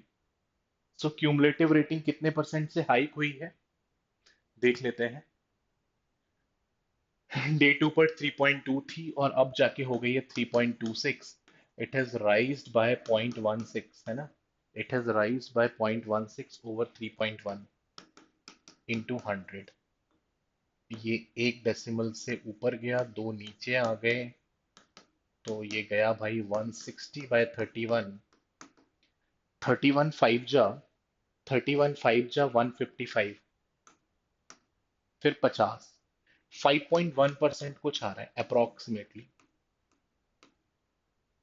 तो your average rating has increase by your average rating, your cumulative rating from day 2 to day 3 has increased by 5.1%. The cumulative average rating of day 3 is increased by the percentage between 5 to 8 from day 2. Yes, sir, it is looking absolutely correct. एक बार सबको गलत proof कर दें तब फिर हम आगे बढ़ेंगे। The cumulative average rating of day 3 increased by more than 8%, सरासर गलत है। 5.1 5.2% से बढ़ी है। The cumulative average of day 3 decrease, नहीं भाई बढ़ी है।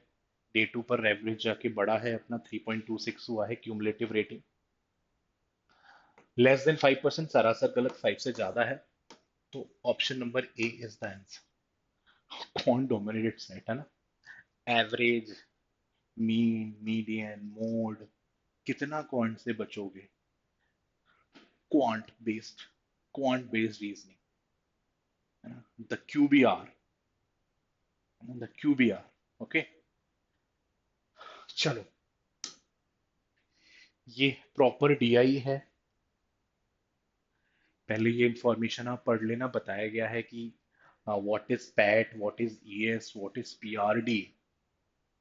Then some graphs are made for it corresponding to 2029 and 2023. Then we will deal with those graphs और हम बहुत जल्दी क्रैक कर जाएंगे। It's proper DI. It's a proper DI. Okay.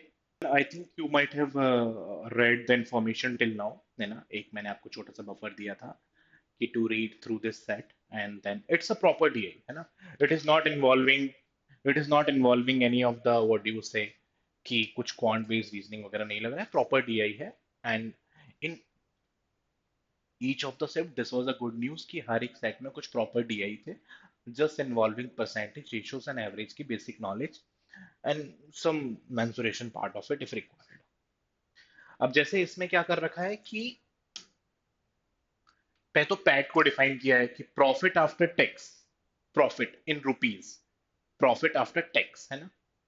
फिर ईएस को डिफाइन किया है employee strength, number of employees in the firm. फिर पीआरडी डिफाइन किया है the percentage of firms PAT, मतलब पैट का, प्रॉफिट आफ्टर टैक्स का कितना percentage are spend on research and development, है ना, रिसर्च ऑन डेवलपमेंट। उसके करस्पॉन्डिंग दो ग्राफ दिए गए हैं। One is corresponding to 2019 and another is corresponding to 2023। So let's check them as well. ये 2019 का है और ये 2023 का है। 2019 और 2023, ये कुछ सर्कल्स बनाए गए हैं, इसके बारे में भी इंफॉर्मेशन दी गई थी, मैं आपको वो दिखा देता हूं। What was that information? In the plot, the horizontal and the vertical coordinate represent each of the values of their employee strength and PAT values. मतलब vertically PAT plot है, horizontally employee strength plot है। The PRD value of each firm are proportional to the area around the point. PRD value is proportional to the area around the curve. वो जो circle है उस area के proportional है the PRD value what you are spending. The area comparable between the two plots are equal, मतलब अगर दोनों area same लग रहे हैं, कंपैरेबल लग रहे हैं, इसका मतलब same proportion of the money is spend on the R and D, same proportion of the money is spend on the R and D for those particular 2 years। देखो हर एक पेज पर मैंने बना रखा है जिससे कि हम वहीं पर प्रॉब्लम को सॉल्व कर पाए। For example, assume that the annual rate of growth in the PAT over the previous years remained the constant. मतलब ग्रोथ ऑफ पैट में कितना इंक्रीज हुआ है वो अगर कांस्टेंट देखा जाए तो विच of the following form has the annual highest annual rate of growth, मतलब सबसे ज्यादा जिसकी ग्रोथ हुई होगी उसी की हाईएस्ट रेट ऑफ ग्रोथ आएगी, बिकॉज डिनोमिनेटर तो सेम है ना, 9 से लेके 2023 तक, 19 से 4 साल है ना, तो जिसका ग्रोथ हाईएस्ट है उसकी annual rate of growth highest है, बिकॉज ऐसा तो है नहीं कि denominator are distinct for every form, we are comparing from 19 to 23, तो हर किसी को 4 साल में ही देखना है, देखते हैं किसकी ग्रोथ हाईएस्ट है। ऑप्शन के हिसाब से देखेंगे, सारी चीजें नहीं करेंगे, ए का देखते हैं, व्हाट वाज द ए का PAT in 19, 3000, and what was the A का पैट in 2023, ये रहा भाई 3900, तो A के लिए 3000 से 3900, it's a growth of 900 over 3000, which is about, मतलब वैसे तो आगे चल के पता है, हो सकता है ऐसे ही करके कंपेयर हो जाए, मैं ऐसे और छोटा कर देता हूँ, इट इज 3/10, फॉर ए के लिए ग्रोथ इज 3/10, फॉर ए के लिए ग्रोथ इज 3/10, 30% है ना, निकालने की जरूरत नहीं है।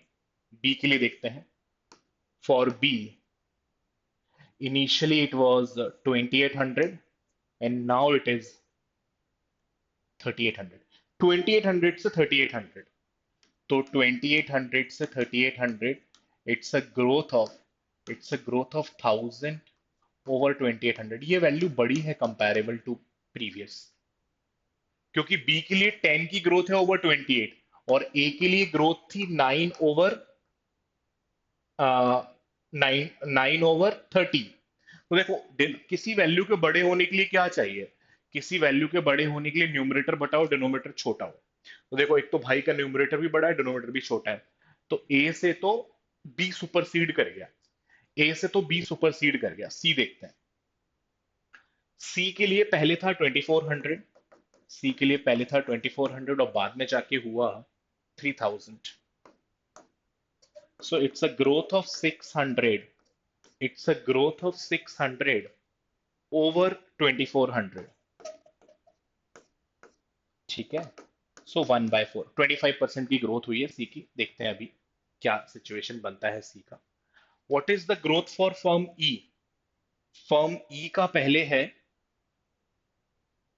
फर्म ई का है पहले 2400 और बाद में है फर्म ई का 3500 भाई, कितना, 3500, growth of 1100 over 2400 in comparable data, कहां ग्रोथ ऑफ 600 ओवर 2400 बहुत छोटा, कहां ग्रोथ ऑफ 6 ओवर 24, कहां growth of 11 over 24, very big number.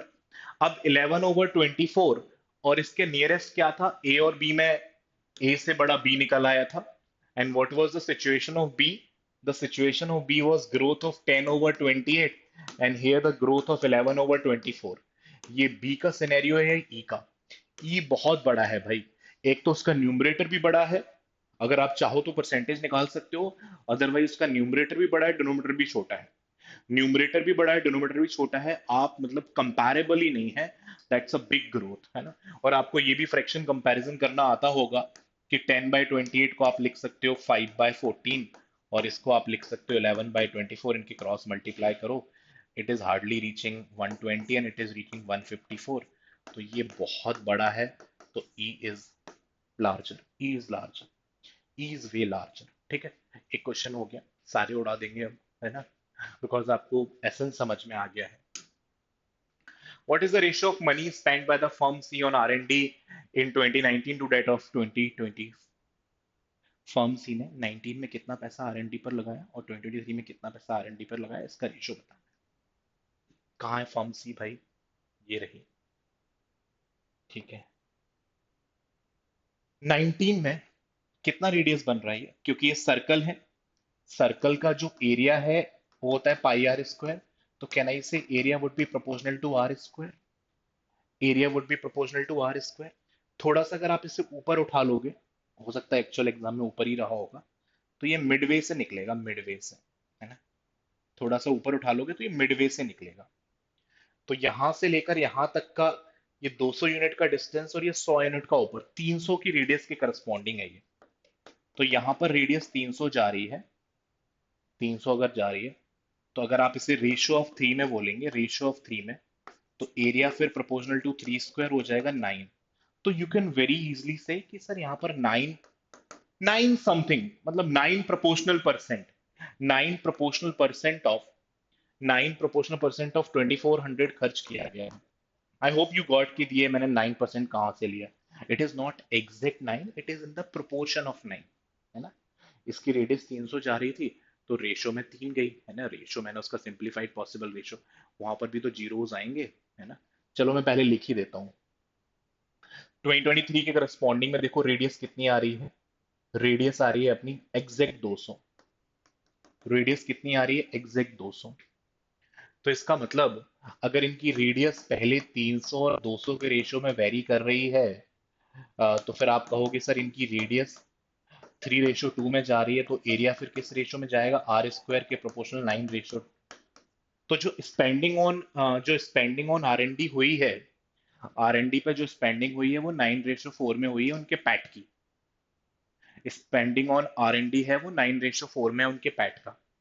तो 2019 में पैट था 2400, तो उसका 9%। और 2023 में पैट इज, कहाँ गया सी, 3000, 3000 का 4%। देखना भाई, प्रॉपर डीआई है, प्रॉपर डीआई। तो 9% ऑफ 2400 और 4% of 3000, what is the ratio they will maintain. ठीक है, 4 6 या 24, 600 × 9, ratio 3000, 5, 9:5 is the ratio they will maintain. Proper DI भाई, proper DI, proper DI, the one who like solving DI उनके लिए piece of cake है ना। And the one who do not like, please start solving the DIs as well, individual, apart from DILR. Which among the following firm has the highest PAT per employee? अच्छा, ये तो मतलब ratio है, highest PAT पर employ. Option के हिसाब से जाएंगे बस। ए सी ई एफ, ए का कितना है, ए का इज, ये PAT is 3900, employees are, employees are 1300। Wow, good number, 3। Okay, what is the next option, C. C के लिए PAT is 3000, employees are in between it 800, 30/8, 15/4, 3.75। C आगे निकल गया है ए से, सी आगे निकल गया है ए से। For see it is 3.75। अब चलते हैं हम, सी के बाद ए हो चुका है, सी ई की तरफ चलते हैं। तो ई के लिए पैट इज, ई के लिए पैट इज कहाँ गया ई, ये रहा, 3500 ओवर 1400, 3500 ओवर 1400, 7 5 जा 7 2 जा 2.5, बहुत कम रह गया भाई, 2.5, पिटी लेस। फिर एफ के लिए जाते हैं। तो एफ के लिए अगर आप जाओगे, तो एफ के लिए 3200 over 1000, 3200 over 1000, it has remain 3.2, 3.2 रह गया। तो what is the highest, C. So which of the following firm has the maximum PAT per employee? PAT per employee is for the highest for this firm C. Firm C के लिए highest है भाई। Firm C का कितना था, firm C का था 3000 over 800। 3000 over 800 को सिंप्लीफाई किया तो 15/4 आया। 4 3 जा 12 के बाद फिर से बच जाता है तो 0.75, 3.75 was the highest PAT per employee among the following option। Next, ठीक है। तो प्रॉपर डीआई है भाई, मतलब which of the following firms have the least amount of R&D spending per employee? अच्छा, R&D स्पेंडिंग पर एम्प्लॉय, तो पहले R&D स्पेंडिंग निकालनी पड़ेगी और फिर एम्प्लॉय से डिवाइड करना पड़ेगा। पहले R&D स्पेंडिंग निकालनी पड़ेगी, फिर तो R&D स्पेंडिंग निकालने में भी थोड़ी सी जद्दोजहद है। फॉर एग्जांपल आपने फर्म सी को चूज किया, तो फर्म सी की रेडियस, वो जो ध्यान है आपको कितनी आई थी, 300। तो अब ये रेडियस तो याद ही रख लो। थ्री का एरिया, थ्री के corresponding area would B 9, three के करस्पॉन्डिंग एरिया वुड बी 9, है ना। बिकॉज अगर रेडियस 3 के रेशो में जा रही है तो एरिया आर स्क्वायर के रेशो में 9 के रेशो में जाएगा। तो आप कहेंगे sir 9% of 2400 is the total spending on R&D, divide by number of employee as well, and what is the number of employee, 600। अच्छा, अब मुझे सुकून आ रहा है कि हाँ हो जाएगा। 9 4 जा 36, 9 4 जा 36, परसेंटेज लगा हुआ है 0.36। चलो, है ना। फॉर्म सी के बाद चले जाओ डी पर। Where is D? 2023 निकालना था यार, चलो लेट मी रेज इट, 2023 निकालना था, बट ठीक है, वी गॉट द कॉन्सेप्ट ना कि हम पहले अ, अपनी स्पेंडिंग ऑन R&D निकालेंगे। जैसे सी ये है, पैट 3000 है, रेडियस वही जा रही है एग्जैक्ट 200 की। रेडियस अगर एग्जैक्ट 200 जा रही है, रेडियस अगर एग्जैक्ट 200 जा रही है तो दो के रेशो में है, क्योंकि आपको पता है सबकी रेडियस वो 100 के मल्टीपल्स में ही है। तो आपने कहा रेडियस 2 है, तो फिर एरिया आपका 2 के स्क्वायर के प्रोपोर्शनल होगा 4। तो 4% of PAT is spent on the R&D, and number of employees were 800, 800। Zero गए, जीरो गए, 4 से गया, 2 से गया, 4 टाइम्स 2 से गया 15 टाइम्स, है ना। 4 से गया 4, 15%, 15% नहीं है, मतलब परसेंट का डिवाइड बाय 100 कर लो, परसेंट का डिवाइड बाय 100 कर लो, 0.15, 0.15, 0.15 is what is the spending over here. देखते हैं। अब आप जा रहे हो सी के बाद डी पर। वैसे आपको क्लिक हो गया होगा क्या गेम क्या है भाई। डी के लिए 2400 ओवर 800, 2400 ओवर 800, और पूरा का पूरा स्पेंडिंग नहीं है, उसका कुछ परसेंटेज है। तो परसेंटेज वही 2 का ही रेडियस है, तो 4%। 3 4 डिवाइड बाय 100, 0.12, छोटा पड़ गया भाई, 0.12 इज छोटा।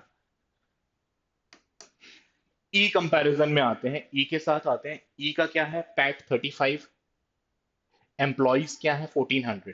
तो पता है सारी पुरानी वैल्यूज यूज हो रही हैं। 3500 ओवर 1400, तो अपना एम्प्लॉय पैट पर स्ट्रेंथ आ चुका है, पैट पर स्ट्रेंथ आ चुका है अपना 7/2। बट इसका कुछ परसेंटेज निकालना है। What is that percentage? 7/2। 7/2 का कितना परसेंटेज निकालना है, रेडियस देखते हैं। What is the radius corresponding to it? 35 से लेके, ये 35 का सेंटर बना है, यहां से लेके अपना नीचे की तरफ में अगर आता हूं तो टच कर रहा है 32 को। तो वही एक पूरा और एक आधा, 300, मतलब 9% जाएगा इसका। कितना जाएगा? 9%। 9 7 जा 63/200, 63/200 जब आप करोगे तो 31.5 डिवाइड बाय 100, तो 0.315। याद रखना बेटा, काफी ज्यादा है फिर भी। 0.315 इज डिसेंट इनफ। अब अभी तक ई हाईएस्ट हो चुका है, एफ को और देखना है बस। एफ को देख लो, 3200 डिवाइड बाय 100, ये बहुत इजी नंबर है। 3200 डिवाइड बाय 100 हो चुका है 3.2, 32 है ना, डिवाइड बाय 1000 3.2। और उसका परसेंटेज कितना देखना है? इसका परसेंटेज है सिर्फ वही 200, मतलब 200। तो 200 का करस्पॉन्डिंग टू एरिया ऑफ 4, 4% निकालना है, तो 4% of it. So this total will make up to 12.8, 12.8 का डिवाइड बाय 100 करेंगे 0.128 बचेगा, बहुत छोटा पड़ गया भाई। 0.128, 0.15, 0.315 में 315 is the highest, so form E is the correct answer. What is the correct answer? Form E is the correct answer. I think we have nailed this one, है ना? हो गया अपना पूरा। ग्रेट। चलो नेक्स्ट सेट बिगिन करने से पहले जस्ट अ पॉज।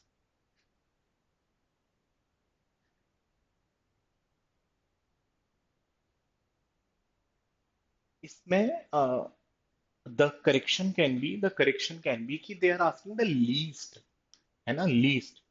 और यहां पर इट इज 5/2 ऑफ 9%, वैसे ये आंसर को रिफ्लेक्ट नहीं कर रहा है, तो इट इज 0.225, है ना, 0.225। हमसे हाईएस्ट नहीं पूछा गया है, लीस्ट पूछा गया है।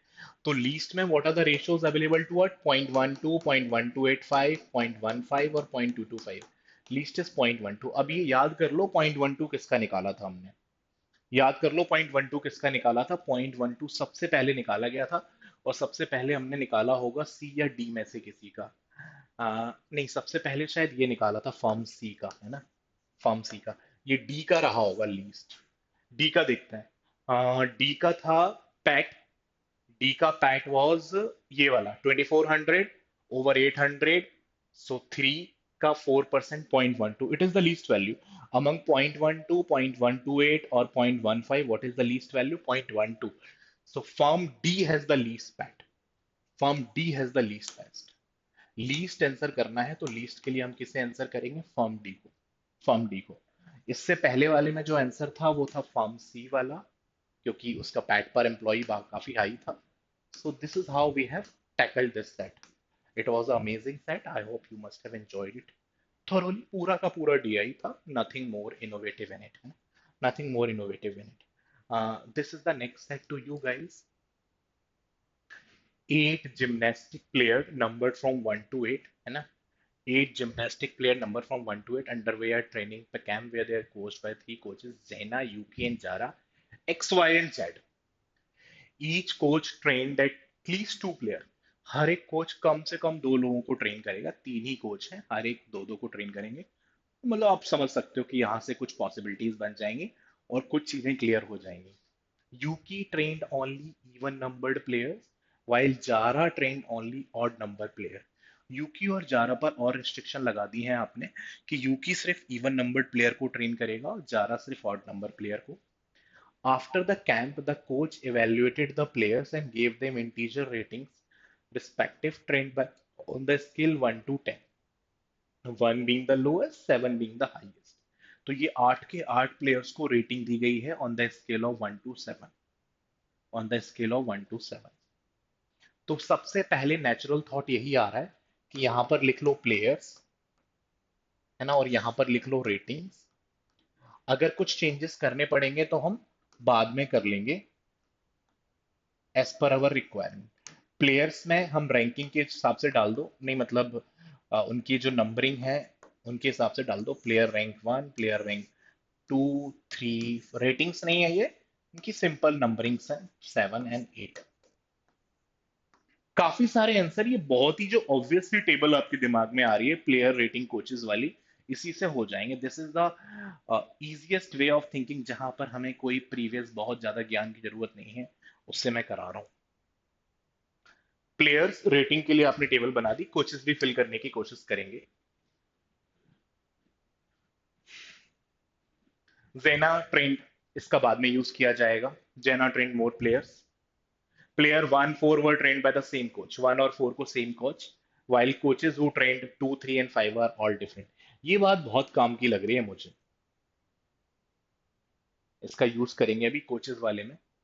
Player 5 and 7 were trained by the same coach and got the same rating। All other players got the unique rating। 5 और 7 सेम कोच। 5 और 7 दोनों ही ऑड नंबर है। 5 और 7 दोनों ही ऑड नंबर है। और ऑड वालों को कौन ट्रेन करता है? ऑड वालों को ट्रेन करती हैं, ऑड वालों को कौन ट्रेन करता है? Zara. Zara is the person who train odd. तो 5 और 7 पक्का जारा ने ट्रेन किए होंगे। 5 और 7 पक्का जारा ने ट्रेन किए होंगे, बिकॉज दोनों के दोनों ऑड नंबर्ड हैं और ऑड नंबर कोचेस में जारा तो होती ही है। तो मतलब who is the common part in 5 and 7?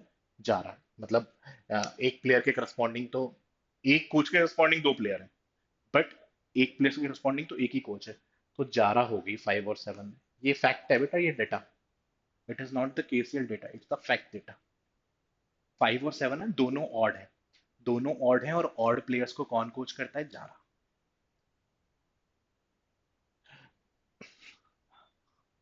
देखना जरा कमाल देखना।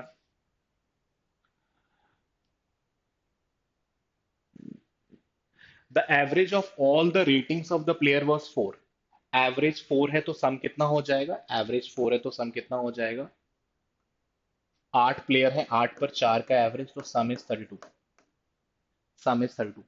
सम of all the ratings is 32। Sum of all the ratings is 32। सीधा मैजिक है ना। Player two got the highest rating.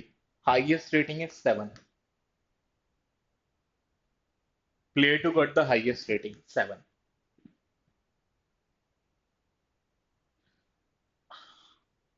5 and 7 got the same rating, rest all other got the different rating. 5 and 7 got the same rating, rest all other got a different rating. तो 5 और 7 की rating भी x x है। अच्छा, rating 1 से 7 है। Rating 1 से 7 है। एक बच्चे की रेटिंग डबल है, जो एक्स एक्स है, बाकी सबकी यूनिक है। So what are the unique ratings? 1 2 3 4 5 6 7 and one value is repeated. What is the unique rating? 1 2 3 4 5 6। इसमें से एक कोई वैल्यू है जो दो बार रिपीट हुई है। What is the sum of 7 natural numbers? Sum of 7 natural numbers is 7 into 8 divide by 2। तो जो 7 यूनिक रेटिंग्स हैं, जो 7 यूनिक रेटिंग्स हैं, उनका सम 28 है। हमारा सम 32 है। इसका मतलब रिपीटेड वाली कौन सी है? फोर्थ। रिपीटेड वाली कौन सी है? फोर्थ। जो एक एक्स्ट्रा रेटिंग मिल रखी है एक लड़के को, वो कौन सी है? 4। है ना। और 4 ही वही रेटिंग है जो रिपीट भी हुई है, because all other ratings were unique. So can I say ये 4 हो गई, ये 4 हो गई। We have tackled a good point. 28 would be the sum of all the 7 distinct natural numbers, but हमारा सम 8 प्लेयर पे 32 आ रहा है। इसका मतलब एक वैल्यू जो एक्स्ट्रा है वो 4 है, और जो एक्स्ट्रा वैल्यू है वही दो बार आई है, बाकी सब एक एक बार आया है। तो that extra value is 4 and 4। I hope you got this point. ठीक है। तो ये 5 और 7 को जारा ने ट्रेन किया है, और इन दोनों की रेटिंग 4 4 है। जारा के दो प्लेयर तो हो गए। अब एक पहला वाला पॉइंट देखना जरा, कितना कमाल का पॉइंट है कि एक्स ने ज्यादा प्लेयरों को ट्रेन किया है वाई के कंपैरिजन में। जेड की तो बात ही नहीं हुई। और एक और पॉइंट देखना कि एटलीस्ट टू वाला भी था कहीं, पॉइंट कहाँ था?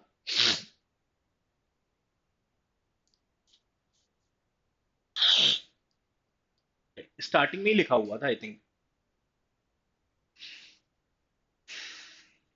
कहाँ लिखा हुआ था? At least 2 person, at least two. हर कोई दो तो, दो बंदों को तो क्या कोच करते ही है। तो अगर एटलीस्ट टू वाले में सोचें, तो एक्स वाई जेड, जारा दो को कोच करेगी। मैं सोचता हूं कि चलो वाई भी दो को कर लेगी, तो फिर एक्स को कितने करने पड़ेंगे? 4। एक तो ये केस बन रहा है, एक तो ये केस बन रहा है कि जारा के दो, तो फिर जारा के दो, है ना, फिर वाई के भी दो, और एक्स के 4, which is pretty much possible. लेकिन अगर आप जारा की 3 ले लेते हो, जारा लेट सपोज अगर 3 लोगों को कोच कर रही होगी, वाई भी फिर दो को भी कर ले, लेट सपोज, है ना, वाई लेट सपोज दो को कर ले, तो फिर एक्स को तो इससे ज्यादा ही करना पड़ेगा, 3। तो is this can also be the possibility? हो सकता है। 3 2 3 भी हो सकता है, लेट इट। बिकॉज टोटल कितने प्लेयर्स बन रहे हैं? 8। बट इसमें से एक अभी अवॉइड हो जाएगा। और ऐसा भी हो सकता है जारा के, अच्छा इसको मैं 2 से छोटा कर नहीं सकता। हम्म, ठीक है, great.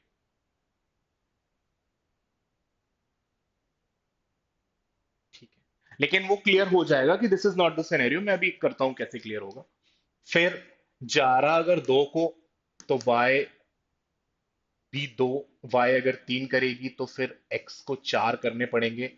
This is not possible, this is not possible.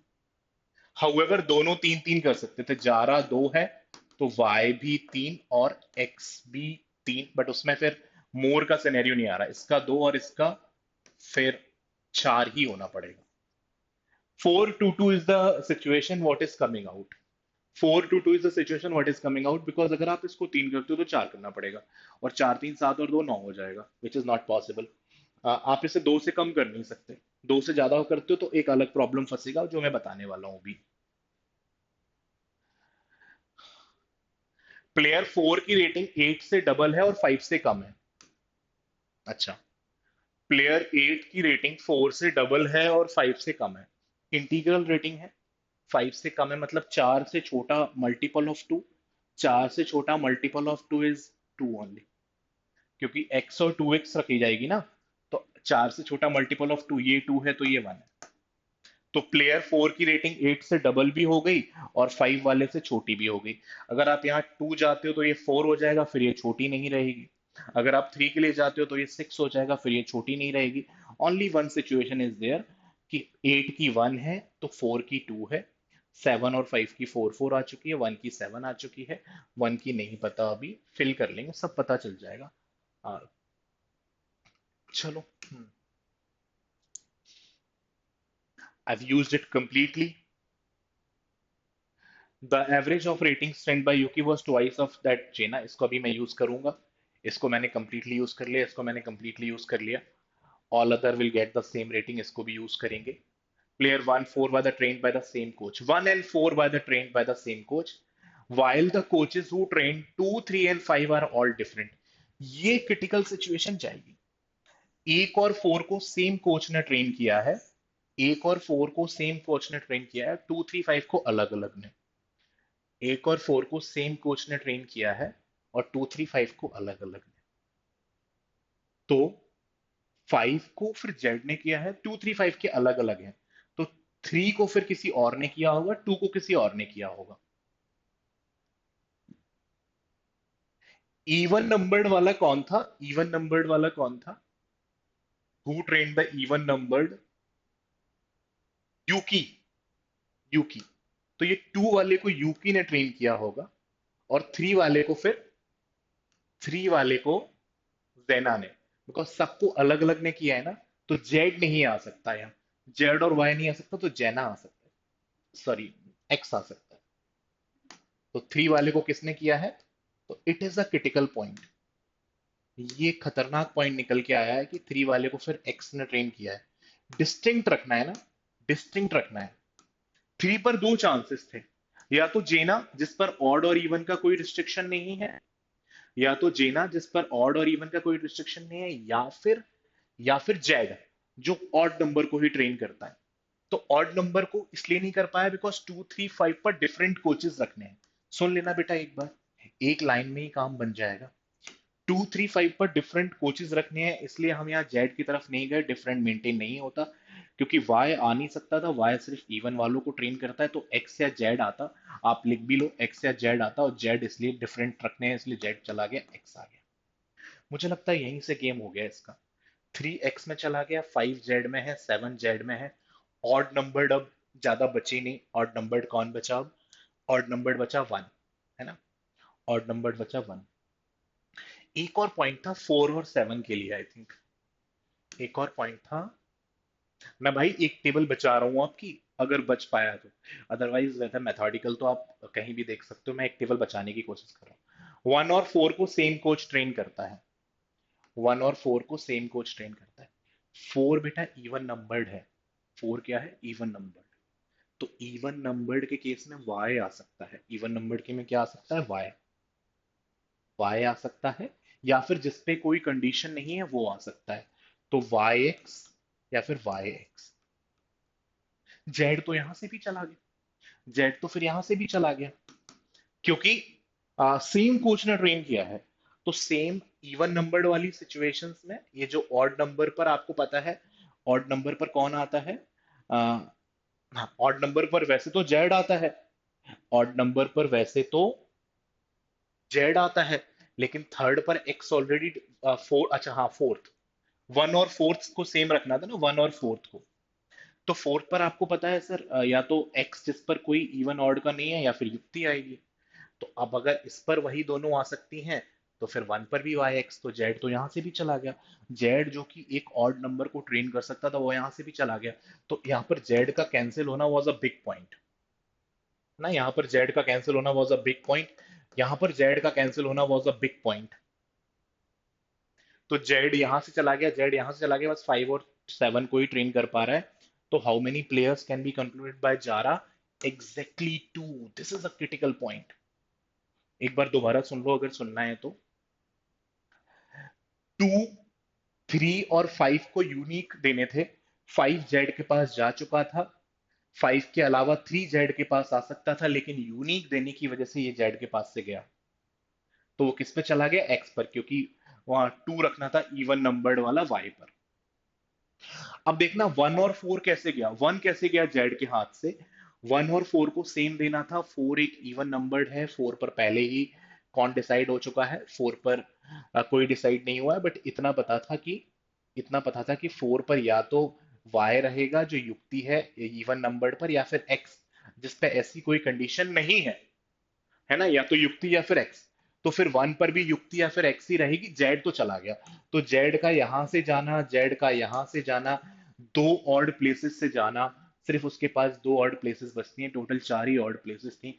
तो how many players exactly taught by Zara? 2। तो जारा के 2 हैं, और वो दो कौन कौन से हैं? 5 और 7। दोनों की रेटिंग्स भी क्लियर है।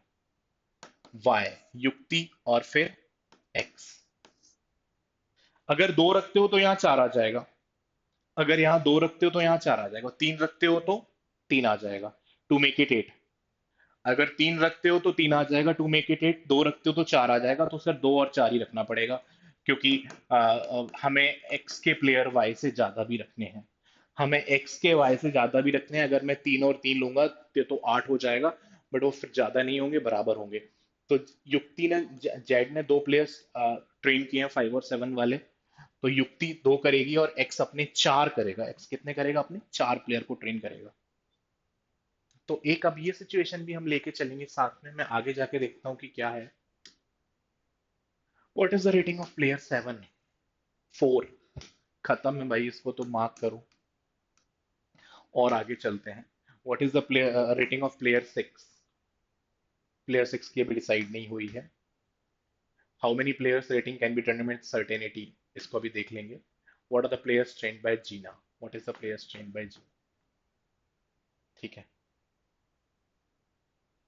मैं यहीं पर अपडेट कर ले रहा हूँ, सो डेट हमें सारी सिचुएशंस पता चल जाए। बनाना ही पड़ेगा वो, क्योंकि अदरवाइज थोड़ा सा एक्स के 4 प्लेयर, एक्स के 4 प्लेयर, वाई के 2 प्लेयर और जेड के 2 प्लेयर। जेड के 2 प्लेयर हैं 5 और 7, और उनकी रेटिंग्स हैं 4 ईच।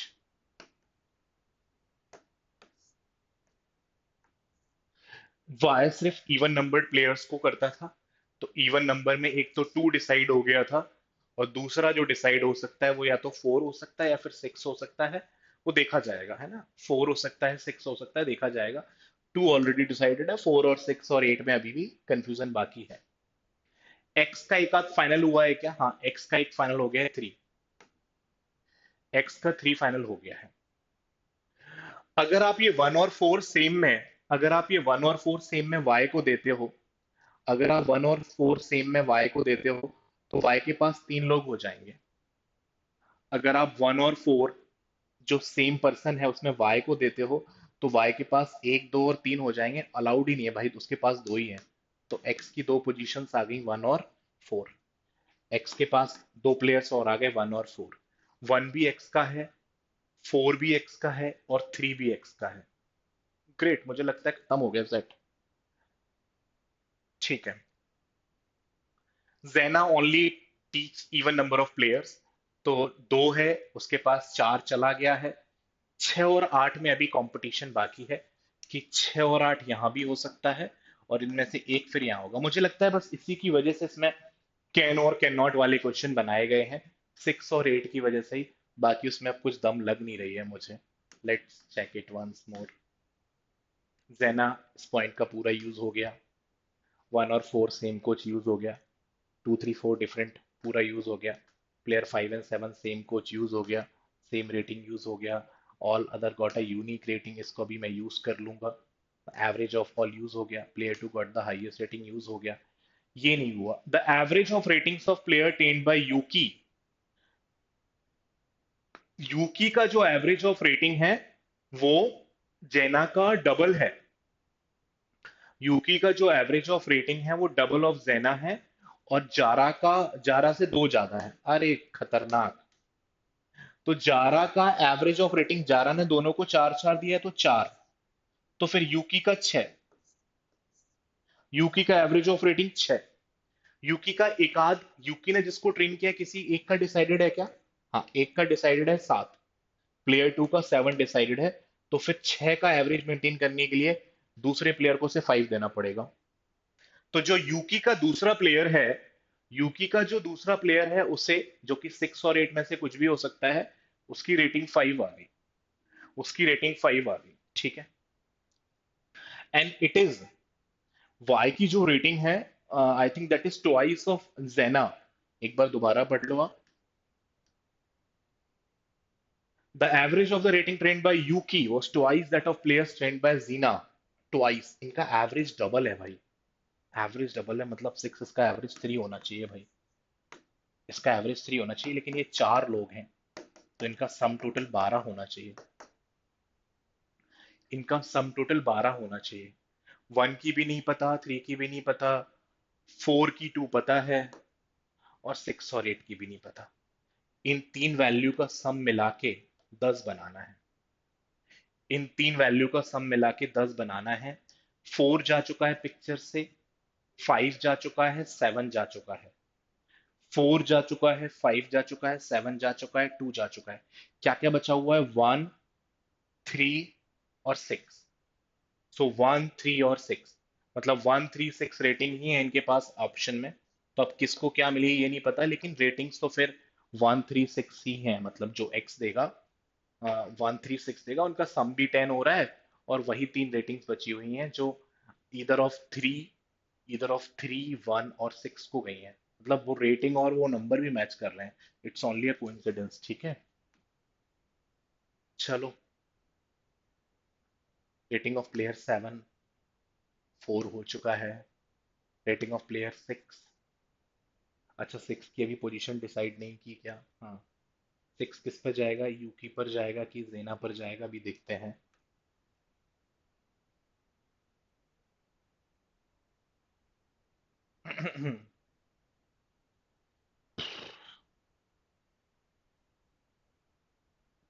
ठीक है।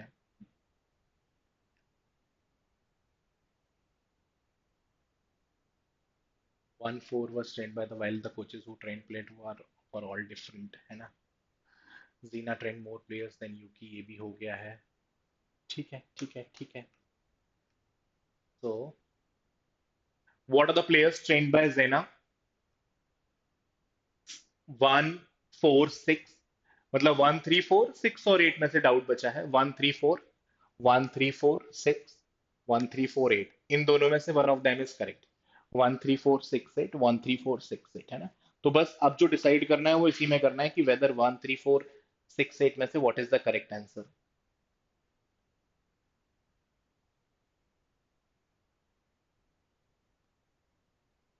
ओके, अब बस 1 3 6 8 को डिसाइड करना है। आई थिंक वो भी हो जाएगा, बिकॉज ऑफ, देखो, ये यूकी वाला 8 नहीं हो सकता। यूकी वाला 8 क्यों नहीं हो सकता? बिकॉज 8 की रेटिंग ऑलरेडी डिसाइडेड है 1, और हमको चाहिए थी rating of 5 to make a average of, to maintain average of 6। तो इसका मतलब ये 6 होगा फिर, क्योंकि अगर इसकी रेटिंग 1, 8 वाला तो 1 रेटिंग देता है, और हमें चाहिए यहाँ पर rating of 5 to maintain average of 6, इससे दो ज्यादा, तो इसका मतलब ये 6 है, तो फिर ये 8 है। और 8 वाले की रेटिंग ऑलरेडी डिसाइडेड है 1। 8 वाले की रेटिंग ऑलरेडी डिसाइडेड है 1। तो 8 की 1 है, 4 की 2 है ना। तो अब 3 और 1 जो प्लेयर बचे, 3 और 1 जो प्लेयर बचे, रेटिंग्स देखो, 1 हो चुकी, 2 हो चुकी, 3 नहीं हुई है, 4 हो चुकी, 5, 3 और 6, इसकी 3 और 6 और 1 की भी 3 और 6 है ना। मुझे लगता है एंटायर सेट इज डन है ना, एंटायर सेट इज डन, कुछ नहीं बचा इसमें। What they are asking, rating of player 6, rating of player 6 5 है, rating of player 6 is 5। Mark करो, फ्री के आंसर ले जाओ। How many players rating can be determined with certainty, कितने प्लेयर्स की रेटिंग सर्टेनिटी से, बस इन दोनों की बच गई, 3 और 1 की, कि 3 की कौन सी है, 3 की 3 है या 6 है, 1 की 3 है या 6 है, तो 2 प्लेयर की बच गई, तो 6 इज द आंसर। 8 प्लेयर थे ना, 2 की नहीं बता पाए, बाकी सबकी हमने सर्टेनिटी से बता दी। What are the players trained by Jenna, 1 3 4 and 8, because 6 किस पे गया था, 6 गया फिर अपना वाई पर।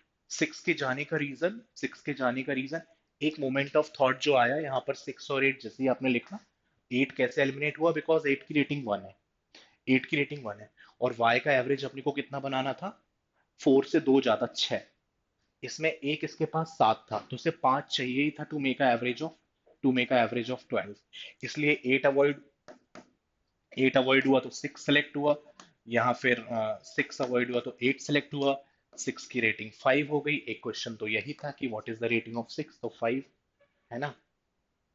ये पहले से डिसाइडेड है, ये पहले से डिसाइडेड है, वो पहले से डिसाइडेड है, 1 हो चुका है, 2 हो चुका है, तो यहाँ पर 3 और 6 इसकी हो सकती है, 3 और 6 इसकी हो सकती है। दो रेटिंग्स हम क्लियरली डिटरमाइन नहीं कर पाए कि 1 और 3 की क्या रेटिंग्स हैं, आइदर 3 और 6 है ना, और हम सब कुछ क्लियर कर पाए। एक बार मैं और फेयर कर दूं, it will click tremendous to you, कि फिर हमने यहाँ पर चीजों को डिसाइड कैसे किया था, वो आप कमेंट्री सुन लेना, और फाइनल कैसी चीजें हुई वो मैं यहाँ लिख देता हूँ। तो आपने कहा सर ये डिसाइड हो गए थे, 1 3 4 एंड 8 चले गए जेना पर, 1 3 4 एंड 8 चले गए जेना पर, फिर वाई पर चला गए, वाई पर चले गए 2 और 6, वाई पर चले गए 2 और 6 है ना, और जेड पर चले गए 5 और 7।